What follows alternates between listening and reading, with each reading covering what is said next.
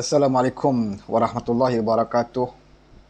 Salam Malaysia Madani, salam perpaduan kepada semua teman-teman yang sempat bersama saya di channel YouTube pada hari ini. Saya harapkan semuanya berada dalam keadaan sihat walafiat.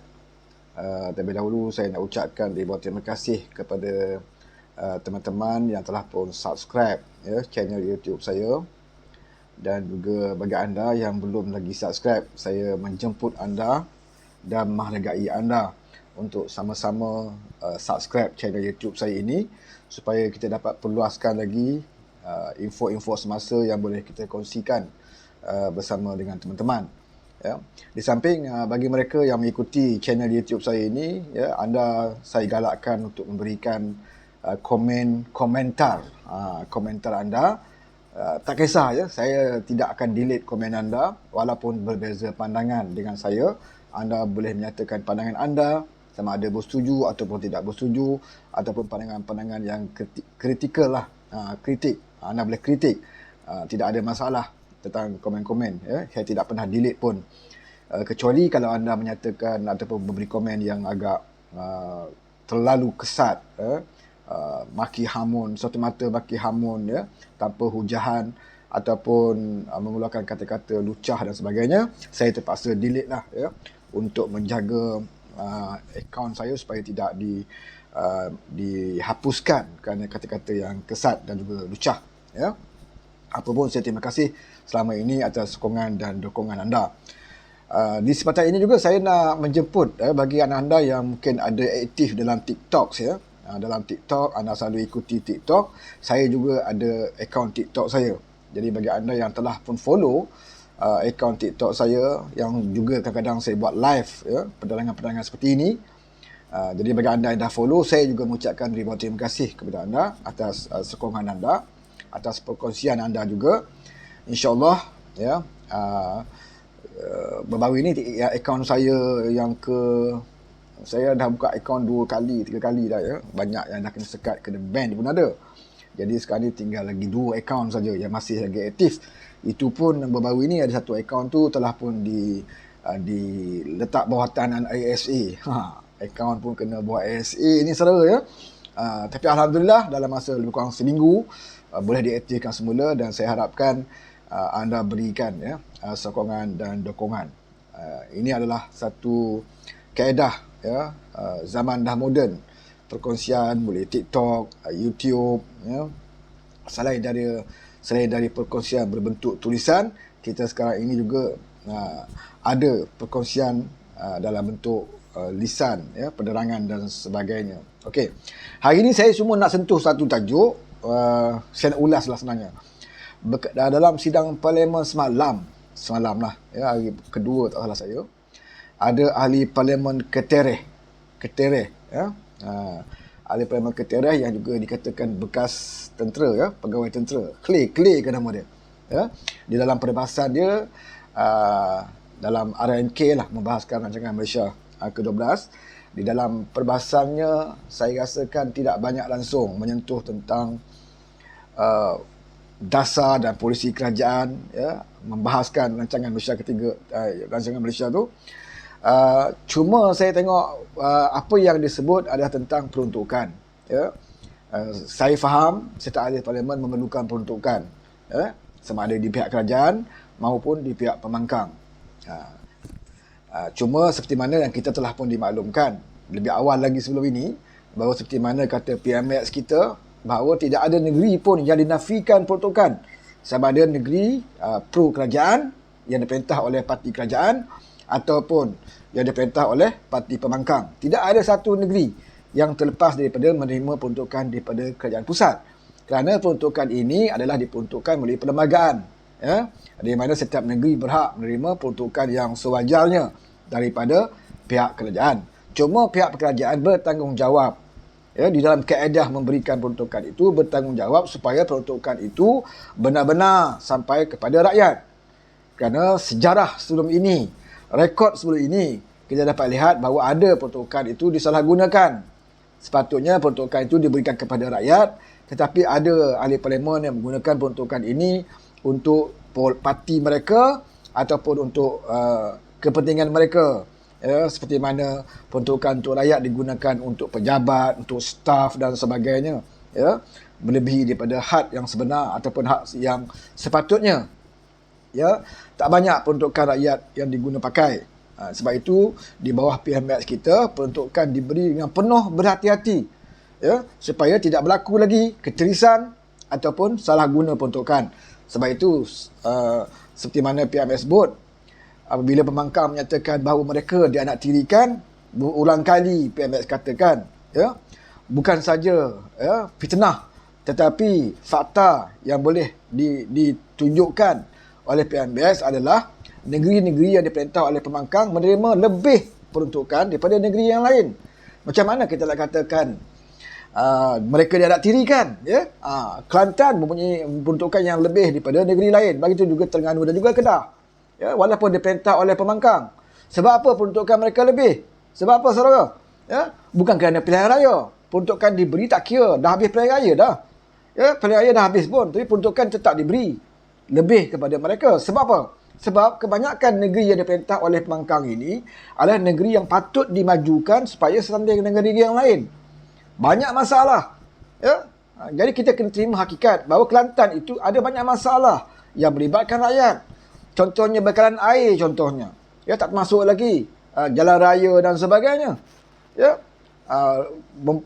Baik pulih jalan raya, ya, untuk memberikan air yang lebih baik kepada rakyat Kelantan. Jadi kita tidak boleh nafikan bahawa memang ada masalah di Kelantan. Sebab itu kerajaan pusat memberi peruntukan lebih sikit, ya, kepada negeri Kelantan.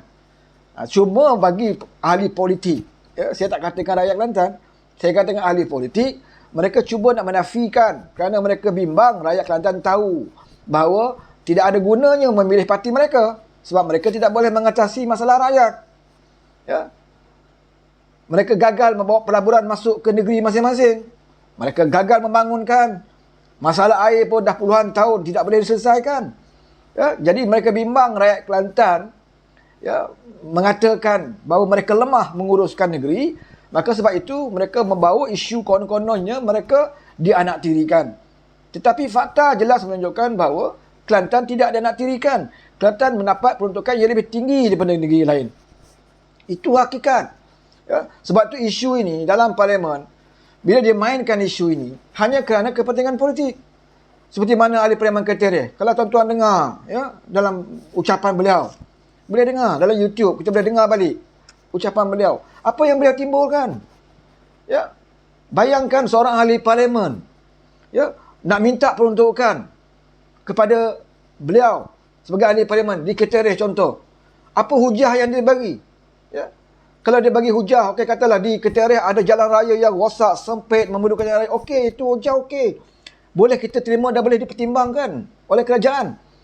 Ya, bawa hujah, ada masjid yang dah reput, dah roboh dan nak roboh, ya, yang perlu diperbaiki. Ada lagi masalah macam-macam.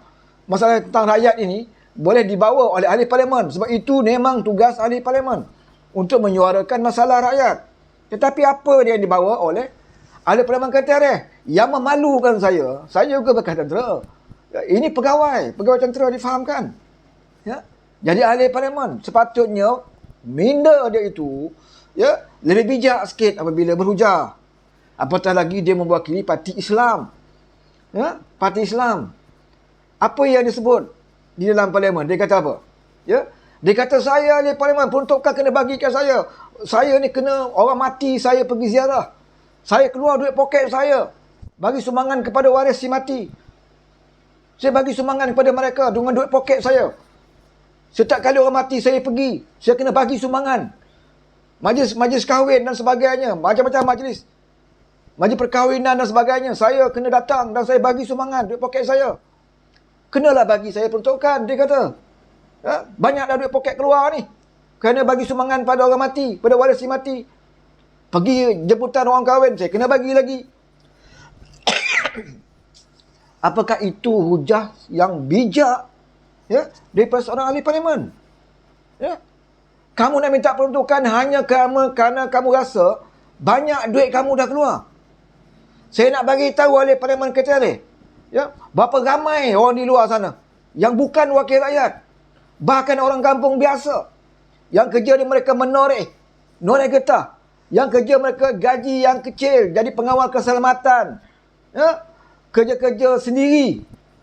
Apabila mereka pergi ziarah orang meninggal, mereka juga memberikan sumbangan sedekah mereka kepada waris si mati. Tak bagi dengan duit, mereka bagi dengan beras dan sebagainya. Ini dah jadi kebiasaan bagi orang Melayu Islam di kampung-kampung. Ya. Sedekah kita kepada waris si mati menandakan simpati kita kepada waris. Kita nak bagi mereka rasa sedikit tidak tertekan dan bersedih hati. Dan itu digalakkan dalam Islam. Bila kita ziarah orang meninggal dunia, jangan menyusahkan dia sampai dia terpaksa buat kenduri tahlil lah, beli beras, beli apa nak bagi kita makan.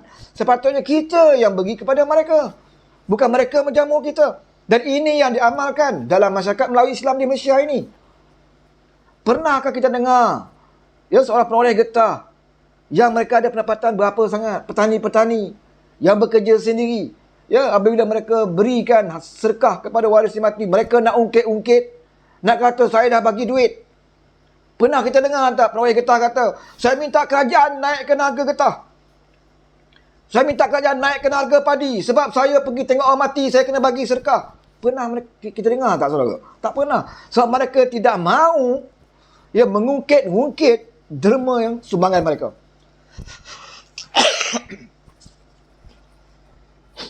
Ya. Sebab mereka tahu ini adalah amalan peribadi. Sedekah ini amalan peribadi kita. Kalau kita mampu bersedekah, kita beri sedekah. Ya. Apatah lagi kamu ahli parlimen. Apakah kamu tidak malu mengungkit-ungkit sedekah yang kamu berikan? Hanya kamu nak minta peruntukan. Oleh kerana kamu mengeluarkan duit poket kamu, nak beri sedekah kepada waris mati, kamu nak ungkit dalam parlimen. Kamu tak rasa keperasaan waris mati kalau dengar. Ya. Seolah-olah kamu beri sumbangan ini tidak ikhlas. Kamu nak bagi sumbangan kepada dia, kepada waris mati, kemudian kamu nak ungkit, nak minta peruntukan daripada kerajaan. Konon-kononnya habis dah duit poket kamu, habis dah gaji kamu, kerana kamu nak bagi sumbangan ini. Apakah setiap hari ada orang mati kawasan kamu? Berapa ribu kamu bagi sumbangan kepada mereka? Sehingga kamu rasa kamu dah tak ada duit dah sebagai ahli parlimen. Memalukan. Patutnya kamu sebagai pegawai tentera, kamu jangan memalukan. Ya? Ramai lagi tentera-tentera di luar sana yang pagat perebet sekalipun, mereka bersedekah dan mereka tidak pernah ungkit pun sedekah-sedekah mereka. Sewaktu kamu jadi pegawai dulu, pernah kamu dengar perebet-perebet tentera, apabila mereka berikan sedekah kat sesiapa pun, kepada keluarga rakan mereka yang meninggal dunia, pernah tak dia kata, oh saya minta askar naik gaji. Sebab apa? Gaji saya habis kerana saya bagi sedekah kat orang. Saya minta askar naikkan allowance saya. Sebab apa? Sebab saya dah bagi sedekah kepada waris-waris yang meninggal dunia. Pernah kita dengar? Tak pernah, saudara. Tak ada kaitan pun. Nama pun sedekah. Kalau kamu mampu, kamu bersedekah. Tak boleh banyak, sedikit. Kenapa nak ungkit-ungkit dalam parlimen ni? Banyak benda lain yang perlu kamu cakap dalam parlimen selain dari kamu nak ungkit, kamu pergi sumbangan kepada waris mati. Selain daripada kamu ungkit, kamu nak bagi sumbangan kepada majlis-majlis perkahwinan. Kalau kamu rasa, kamu sayang duit kamu, allowance kamu sebagai ahli parlimen, jangan bersedekah. Jangan bersedekah. Sebab itu bukan wajib pun. Kamu buat, kamu dapat pahala. Tapi bila kamu bagi sumbangan, hari ini kamu mengungkit dalam parlimen, saya tak pasti apakah kamu akan diberikan pahala atas sedekah kamu. Saya tak pasti apakah kamu ikhlas di dalam memberikan sedekah. Sebab peruntukan kerajaan yang diberikan kepada ahli parlimen, bukan maksudnya adalah kamu kena bagi duit itu kepada mana-mana yang orang yang meninggal dunia. Kerana kerajaan tahu itu adalah sikap kamu sebagai manusia, apatah lagi kamu sebagai orang Islam. Itu sedekah itu terpulang kepada kamu. Yang kerajaan bagi ini antara keseluruhan rakyat. Peruntukan pembangunan seluruh rakyat, kebajikan rakyat. Apakah kamu ingat kamu seorang je wakil rakyat yang selalu beri sumbangan apabila ziarah kematian? menghadiri majlis perkahwinan, apakah kamu ingat kamu seorang? Saya nak bagi tahu, ya, pemimpin DAP yang bukan Islam itu pun banyak bagi sumbangan kepada waris-waris mati. Bahkan ada pemimpin DAP memberi sumbangan kereta jenazah kepada satu masjid, satu qariah. Dia pun tak pernah ungkit. Dia pun tak pernah ungkit, saudara. Hanayu, cuba tanya Hanayu. Dia berikan sumbangan kereta jenazah. Pernah kita dengar tak dalam parlimen ke? Ya, dia bercakap, saya nak minta peruntukan yang lebih sebab saya bagi kereta jenazah. Pernah kita dengar? Tak pernah, saudara. Tak pernah. Ya. Dia sendiri malu nak cakap sedemikian. Itu bukan Islam. Kamu ini, Melayu, Islam, dalam parti Islam pula tu, boleh berhujah sedemikian rupa dalam parlimen. Kamu merendahkan martabat kamu. Dan kamu juga memalukan umat Islam. Kalau yang bukan Islam dengar dalam parlimen itu, ataupun yang menuntun, mereka kata, apakah ini cara Islam? Ya, mentang-mentang dah jadi wakil rakyat, segala sedekah kamu nak claim dengan kerajaan. Ya. Kita bukan marah pasal dia minta peruntukan. Memang dalam parlimen kamu kena suarakan masalah rakyat. Kamu kena suarakan apa peruntukan yang kamu mahu. Kalau nak tambah, boleh mohon dalam parlimen. Itu memang fungsi parlimen. Untuk kamu menyuarakan. Tetapi bukan nak cerita peribadi kamu, ya, amalan yang kamu buat secara peribadi kepada orang lain. Bukan tempat dia. Kalau nak cerita berapa ramai yang bukan Islam buat sumbangan peribadi mereka. Yang bukan Islam daripada DAP. Selain daripada Hanayo saya sebut tadi. Steven Sim. Ya, kalau kita baca apa yang dia buat, dilakukan untuk bantu orang. Ya, orang tak ada rumah, orang tak ada motor, dia beli motor. Orang yang dijumpa di jalanan, dia berikan hotel, carikan rumah, carikan pekerjaan. Banyak, saudara. Dan dia tak pernah claim pun dalam parlimen. Sama ada di parlimen atau Dewan Undangan Negeri, mereka tak pernah cerita apa yang mereka buat dan mereka nak kerajaan bayar balik. Tapi kamu, ya, ahli parlimen Keterah ini, saya nak bagi tahu, ya, jangan memalukan diri kamu. Dan jangan kamu menghina orang-orang yang pernah mendapat bantuan daripada kamu secara peribadi. Sebelum ini dah lah kamu memalukan. Ya?